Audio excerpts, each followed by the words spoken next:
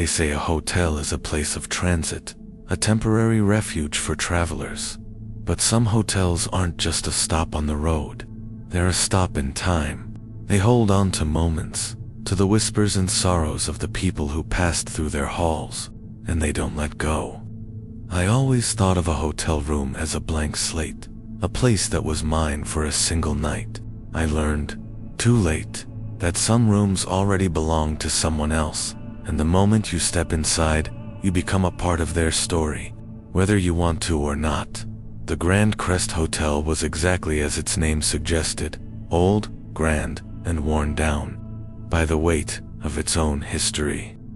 I was on a business trip, and it was the only hotel in town with an available room. The lobby was a cavern of mahogany and Mothetan velvet, and the air was thick with the scent of old wood and something else, something I couldn't place. The front desk clerk, a frail, elderly woman, gave me the key to room 307. She smiled, but her eyes held a strange, knowing sadness. "That room has a lot of history," she said, her voice a reedy whisper. "The guests who stay there always seem to feel it. A part of the hotel stays with them." I just smiled and nodded, thinking she was a lonely old woman trying to make conversation. The elevator was slow and creaked its way up to the 3rd floor, and as I stepped out, a profound, impossible silence settled around me. The hallway was long and dim, with heavy portraits of stern-faced strangers watching me with their unblinking eyes. The room was beautiful, but dated. A heavy dark wood bed with a thick comforter, a dresser with an intricate brass handle, and a single wingback chair in the corner. The wallpaper was a faded floral pattern, and the air felt heavy and still, as if it hadn't been disturbed in decades. I unpacked my bag, trying to shake the feeling of being watched. That first night was unsettling but harmless. I heard footsteps in the hall, heavy and slow, that stopped directly outside my door. I held my breath, listening, but there was no knock, no sound of anyone passing by. The footsteps simply stopped, and then, a long, agonizing silence. I checked the peephole, but the hallway was empty, the dim lights casting long, eerie shadows.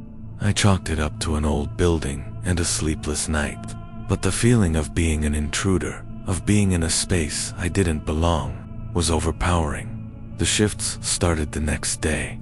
I was standing in front of the mirror, and in my reflection, for a fleeting moment, I saw not my own tired face, but the face of a young woman with a period hairstyle, her eyes wide with a look of profound, heart-wrenching sadness.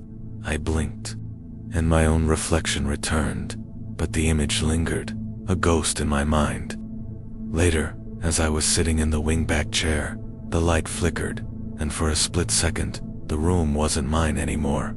The wallpaper was a different, brighter pattern. The bed was a simple iron-frame cat, and a woman in an old-fashioned dress was standing by the window, her back to me. The image vanished as quickly as it came, leaving me in the familiar, oppressive quiet of my own room, my heart pounding in my chest. The feeling of temporal dislocation was terrifying. I started to have memories that weren't my own, snippets of conversations from 100 years ago, a deep, aching sadness that felt like it belonged to someone else. I started to feel like the room was a living, breathing thing, and it was slowly absorbing my identity. The room itself seemed to be changing, moving. The heavy dresser seemed to be an inch closer to the bed. The intricate wallpaper seemed to have a new, slightly different pattern in a different corner. I was losing my grip on reality. I felt like I was losing my mind. Desperate for a sense of normalcy, I tried to find something, anything, that could explain what was happening. I was searching for a missing remote control when I found a hidden, false bottom in a drawer. Inside was a small, leather-bound notebook. It was a guest log, a journal from a person who had stayed in room 307 in 1927. The first entry was a joyful account of a new life and a new love. But as the pages turned, the joy turned to a profound, desperate confusion, a feeling of being trapped in a room with a story that wasn't theirs. The last entry was a single sentence. "I think I've become a part of the hotel's history." The words were a knife in my heart, a chilling confirmation of my worst fears. I wasn't just a guest in the hotel. I was a living part of its haunting. The climax came in the dead of the last night. I was huddled in the middle of the bed, the notebook clutched in my hand, the hum from the ventilation system, a low, constant roar in my head. The room went completely silent, and then a new sound began. The rhythmic creaking of a rocking chair, a sound that wasn't there before. Coming from the corner where the wingback chair was sitting, I watched in a horrified daze as the chair began to rock on its own, a slow, mournful sway. The room began to dissolve, the walls becoming translucent, the furniture flickering in and out of existence. I was in the same space, but it was a different time. The wallpaper was bright and new. The bed was an iron-framed cat, and the woman from my earlier vision, the one with the sad, wide eyes, was sitting in the rocking chair, a baby swaddled in her arms. She looked up at me, her eyes filled with a terror that mirrored my own. I saw a man from a different era standing in the corner, his face pale with fear, and then, for a split second, I saw myself. Standing in the middle of the room, looking terrified. I wasn't an observer. I was a part of the past, a living ghost in the hotel's cycle of sorrow and confusion. The woman in the chair, her face contorted in a silent scream, looked at me and whispered my name, her voice a ghost in the wind, a sound that was both old and new. I ran. I didn't pack a bag, didn't check out. I ran from the room, down the long, dim hallway, and out of the hotel. I didn't stop until I was miles away, driving into the sunrise. I never went back for my things. The experience left me with a permanent sense of temporal dislocation. I can't look at my own reflection without seeing a flicker of that woman's sad face, a ghost in my own mirror. The Grand Crest Hotel didn't just have ghosts, it made them, and I am now one of them, a living memory of its history, forever a guest in a room that doesn't belong to me, and a ghost in a story that will never end.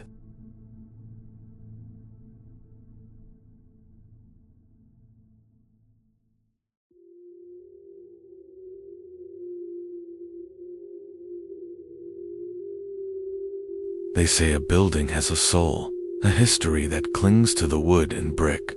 But some buildings don't just hold on to the past. They are living, breathing things, and they are hungry.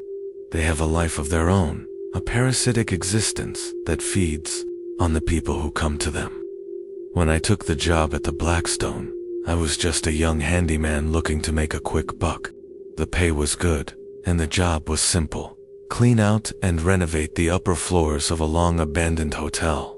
It was a local legend, a place everyone said was haunted, but I was a skeptic. I was about to learn, with a profound and lasting terror, that the hotel wasn't just haunted, it was alive. The Blackstone Hotel was a relic, a towering edifice of dark brick and ornate gargoyles that loomed over the city's old industrial district. It had been shuttered for decades after a string of mysterious disappearances and unsolved deaths. The owner, a man who refused to sell the place, hired me to work on the top 3 floors, a massive, long-term project. The moment I stepped inside, a profound coldness hit me, a chill that had nothing to do with the lack of heat. The lobby was a cavern of dust and shattered glass, and the air was thick with the scent of mildew and decay. I found myself drawn to the wood paneling in the halls, a dark, heavy mahogany that was covered in intricate, disturbing carvings. They weren't beautiful. They were a bizarre, organic-looking pattern, a repeating cycle of twisted vines and gnarled, faceless figures. They seemed to pulse with a low, malevolent energy, and I had to force myself to look away. I started my work on the 7th floor, alone. The first few days were uneventful, a quiet, dusty grind of tearing out old carpet and pulling down rotted drywall. But the silence was oppressive. It was a silence that felt less like an absence of sound and more like a heavy, physical weight. Then, On the third night, I heard it, a low rhythmic scratching from inside the walls. I dismissed it as rats or a squirrel. It was an old building, after all, but the scratching was too deliberate. It had a strange, purposeful quality to it, a slow, methodical rhythm that was too unsettling to ignore. It would follow me from room to room, a constant, faint companion in the silence. I would stop my work, listen intently, and the scratching would cease, only to resume again a few minutes later, in a different room, a different wall. The hotel's history began to bleed into my own reality. I started seeing things in my peripheral vision, a flicker of movement in a mirror, a shadow that wasn't mine. I found a collection of old guest records tucked into a loose floorboard. They were full of newspaper clippings from the 1930s, stories of disappearances, strange deaths, and guests who had gone missing without a trace. The reports all had a chillingly similar detail. The victims were all described as being consumed or swallowed by the hotel, their bodies never to be found. I would look at the carvings on the walls and see the same disturbing pattern, the twisted vines and faceless figures, and I began to feel a profound sense of dread. The scratching became more aggressive, more violent, a frantic, desperate rhythm that seemed to be coming from every wall at once. The walls themselves began to change. I noticed strange, organic-looking growths in the corners, a sickly yellow fungus that seemed to be spreading, with a disturbing, vein-like pattern that mirrored the carvings on the wood. The hotel wasn't just holding on to a memory. It was growing, it was feeding, and it was about to reach its final stage. My skepticism was completely gone, replaced by a cold, suffocating terror. The walls felt like they were closing in on me. The air was thick with a new smell, a sickly sweet scent of decay and rot. The scratching was no longer a sound from inside the walls. It was a sound from all around me, a frantic, desperate attempt to get out, or maybe to get in. I was in a large ballroom on the top floor, working on a new section of wall, when the scratching reached a deafening crescendo. The wood paneling on the wall began to bulge, and the organic growths I had seen earlier started to ooze a viscous, black substance. The sound was not just scratching now. It was a violent, tearing sound, like something trying to rip its way through a thin veil. I was trapped. The single door to the room was blocked by a pile of rubble from the renovation, and I knew, with a horrifying certainty, that the thing scratching wasn't a ghost. It was the hotel itself, and it was alive, and it was about to consume me. A section of the wall tore open with a sickening, wet sound. A long sinewy limb, covered in the same sickly yellow fungus, reached out from the darkness within the wall. It wasn't an arm. It was a disturbing parody of one, with a collection of long, searching filaments at the end, waving slowly in the air, tasting the space around it. The scratching stopped, and a profound, hollow silence filled the room. The hotel wasn't haunted by ghosts. It was a living, breathing entity, a parasitic organism that had been growing, feeding, and waiting. It had lured me in, a new life to nourish its decay. I managed to find an old, rusted fire axe in a corner and, in a moment of pure, animalistic terror, I swung it at the limb. The sound was a wet, tearing rip, and the limb retracted with a furious, pained shudder. I scrambled out of the room, ran down the stairs, and out of the hotel, leaving my tools, my car, and my sanity behind. I never went back. The Blackstone Hotel is still standing, its gargoyles watching over the city, its facade a silent monument to a living evil. The sound of a simple scratching, the low rhythmic rasp of wood against metal, is enough to send me into a cold panic. I know, with a cold, lasting dread, that the building isn't just a place of death. It is a thing that lives and feeds, and it's always hungry.